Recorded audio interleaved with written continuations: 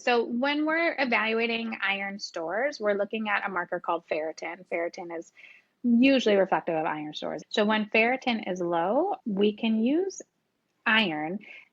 But for a lot of people, iron causes constipation and GI upset, especially if we're using our typical over the counter, like, you go to the store and you get your 360 milligrams iron. But if you can use a form that's much more gentle on the stomach and it's less likely to cause constipation, that's an iron bisglycinate or an iron bisglycinate chelate or a food-based iron.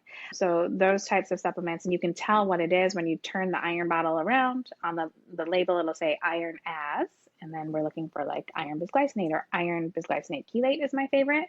And how much somebody uses depends on how much they can tolerate and how low their iron levels are. So if somebody's ferritin's really, really low and they're not anemic, I might use somewhere around 75 milligrams if she can tolerate that, versus maybe if their ferritin maybe are 20 to 35, I might use about 50 milligrams. And if it's just under 50, but maybe around, over 35, 50, 25 milligrams, something like that. Too much iron can be dangerous for our tissues. So we don't supplement iron without knowing that we need it.